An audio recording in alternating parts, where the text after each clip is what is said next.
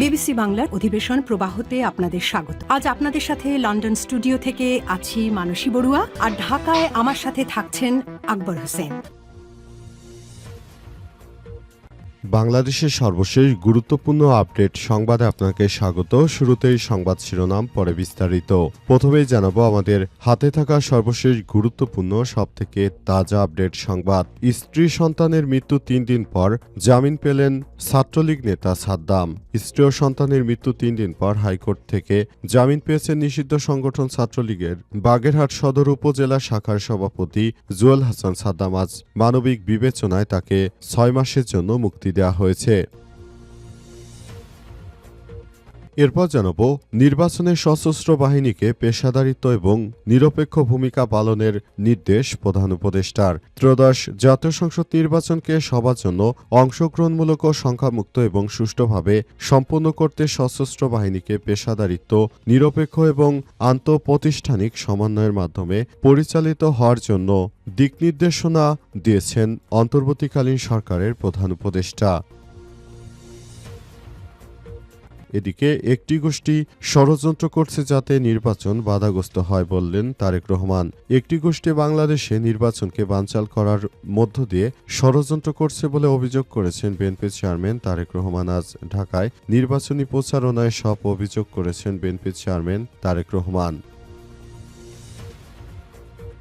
এবারে জানাবো, এবার জাতীয় সংসদ নির্বাচনে চাঁদাবাজ এবং ঋণখেলাপিদের কোনো ঠাঁই হবে না বললেন ডাক্তার শফিকুর রহমান। বাংলাদেশ জামাত ইসলামের আমির ডাক্তার শফিকুর রহমান বলেছেন, বাংলাদেশে যারা ঋণখেলাপি এবং চাঁদাবাজি, সন্ত্রাসী, রাহাজানি করে বেড়াচ্ছে তাদেরকে বলবো, এই বাংলাদেশে তাদের আর কোনো ঠাঁই হবে না। কারণ নতুন করে বাংলাদেশটা সুন্দরভাবে গড়ে তুলতে চাই, সেজন্য আমাদের সবাইকে দায়িত্বশীল ভূমিকা পালন করতে হবে। কোনো চাঁদাবাজ, রাহাজানি কারক ও সন্ত্রাসীর হাতে নতুন বাংলাদেশ যাবে না। এবং সর্বশেষ জানাবো, পাকিস্তান বিশ্বকাপ খেলবে কি খেলবে না সে বিষয়টি সিদ্ধান্ত নেবে আগামী সপ্তাহে বলে জানিয়েছে পাকিস্তান। পাকিস্তান বিশ্বকাপ খেলবে কি খেলবে না এই ব্যাপারটি এখনই তারা নিশ্চিত করতে পারেনি। বিষয়টি নিয়ে তারা আলাপ আলোচনা করে আগামী সপ্তাহে বিস্তারিত নিশ্চিত করবে বলে জানিয়েছে পাকিস্তান। প্রিয় দর্শক, এতক্ষণ শুনছিলেন সংবাদ শিরোনাম, এবারে বিস্তারিত। তবে তার আগে বন্ধুরা, অনুরোধ থাকবে এই সংবাদটিতে একটি লাইক দিন। এই চ্যানেলে আপনি নতুন হয়ে থাকলে আমাদের সংবাদটি দেখতে দেখতে চ্যানেলটি সাবস্ক্রাইব করে রাখুন। কমেন্ট করে বন্ধুরা আপনার মূল্যবান মতামত জানিয়ে দিন আপনি বিশ্বের কোন দেশ থেকে বা বাংলাদেশের কোন স্থান থেকে আমাদের সংবাদটি দেখছেন এবং শুনছেন। আর বন্ধুরা, গাজা যুদ্ধে আপনি যদি নিরীহ ফিলিস্তিনিদের ভালোবেসে থাকেন, কমেন্টে ইয়েস লিখে পুরো বিশ্বকে জানিয়ে দিন। এবারে বিস্তারিত। স্ত্রী সন্তানের মৃত্যুর 3 দিন পর জামিন পেলেন সেই আওয়ামী লীগের নেতা সাদ্দাম। স্ত্রী এবং সন্তানের মৃত্যুর 3 দিন পর হাইকোর্ট থেকে জামিন পেয়েছেন নিষিদ্ধ সংগঠন ছাত্রলীগের বাগেরহাট সদর উপজেলা শাখার সভাপতি জুয়েল হাসান সাদ্দাম। আজ মানবিক বিবেচনায় তাকে 6 মাসে জামিন দেওয়া হয়েছে। গত শুক্রবার 23শে জানুয়ারি দুপুরে বাগেরহাট সদর উপজেলার সাবেক ডাঙ্গার গ্রামের বাড়িতে সাদ্দামের স্ত্রী কানিজ সুবর্ণা স্বর্ণালী ঝুলন্ত মরদেহ উদ্ধার করে পুলিশ। ওই সময় তার পাশেই মৃতদেহ পড়েছিল তার 9 মাসের শিশু সন্তান নাজিমের মরদেহ। এই ঘটনায় 24শে জানুয়ারি সন্ধ্যায় যশোর কেন্দ্র কারাগারে ফটকে শেষবারের মতো সাদ্দামকে তার স্ত্রীর সন্তানের মুখ দেখানোর ব্যবস্থা করা হয়। গত বছরের 5ই এপ্রিল গোপালগঞ্জ সদর থেকে গ্রেপ্তারের পর থেকে যশোর কেন্দ্র কারাগারে বন্দী ছিলেন তিনি। বিষয়টি নিয়ে শনিবার কারা কর্তৃপক্ষ জানিয়েছে, মরদেহবাহী অ্যাম্বুলেন্সের সঙ্গে সাদ্দামের পরিবারের নিকট 6 সদস্যকে কারা ফটকে প্রবেশ করতে দেয়া হয়েছে।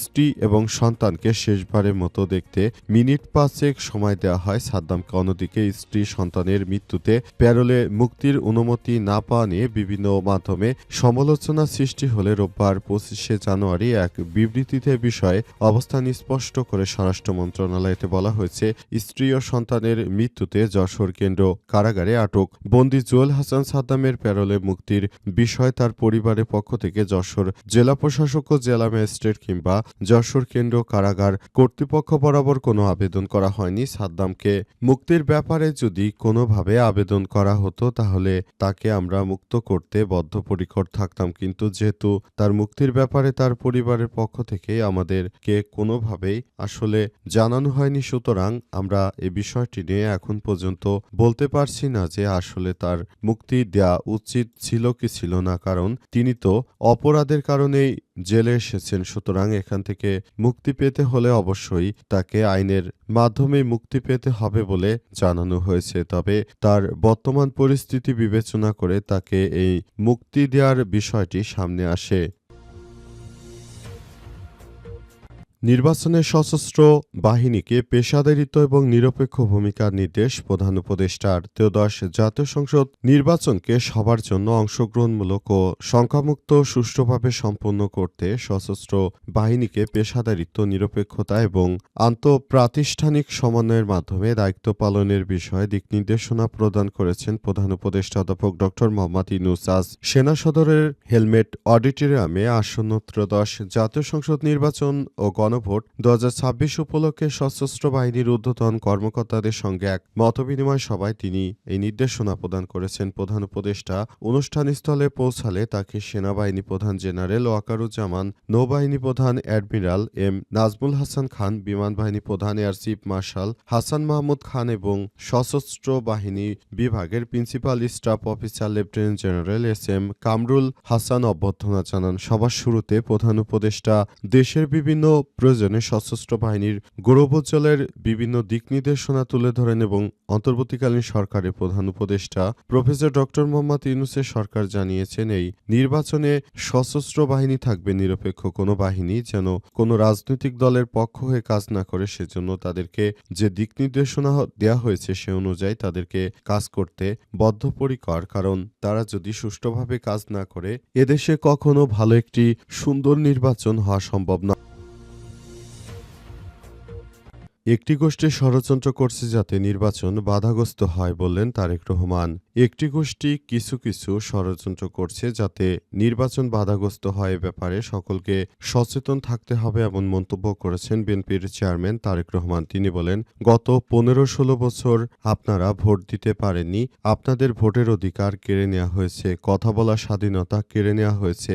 যারা কাজটি করেছে তাদের দেশ থেকে চলে যাওয়া উচিত। আজ নোয়াখালী হাতিয়ায় দ্বীপ সরকারি কলেজ মাঠে নোয়াখালী 6 হাতিয়া আসনে বিএনপির প্রার্থী মাহবুবুর রহমান শামীমের পক্ষে আয়োজিত এক নির্বাচনী জনসমাবেশে তারেক রহমান এসব কথা বলেন। এ সময় তারেক রহমান আরও দাবি করেছেন, আগামী জাতীয় সংসদ নির্বাচন নিয়ে জামাত ইসলাম ষড়যন্ত্র করছে, কিন্তু বিএনপি যে পরপর 5 বার দুর্নীতিতে চ্যাম্পিয়ন হয়েছে, সব বিষয় নিয়ে শুধু জামাত ইসলাম কথা বলেছে বলে বিভিন্ন জায়গা থেকে শিওর হওয়া গেছে। তবে এখন পর্যন্ত বিএনপির এই ধরনের অনাকাঙ্ক্ষিত প্রশ্নের কোনো উত্তর জামাত ইসলামের পক্ষ থেকে দেয়া হয়নি। উপরন্তু আরও কর্নেল অলি আহমেদ জানিয়েছেন যে বিএনপি ছিল এর আগে, অর্থাৎ শহীদ প্রেসিডেন্ট জিয়াউর রহমান যে বিএনপি প্রতিষ্ঠিত করেছিলেন, বর্তমান কিন্তু সেই বিএনপি নেই। বর্তমান যে বিএনপি রয়েছে এরা হচ্ছে ভারতের দালাল। তাই এসব বিষয় নিয়ে মূলত কথা বলেছেন তারেক রহমান, কারণ 10 দলীয় জোটের নেতাকর্মীরা মূলত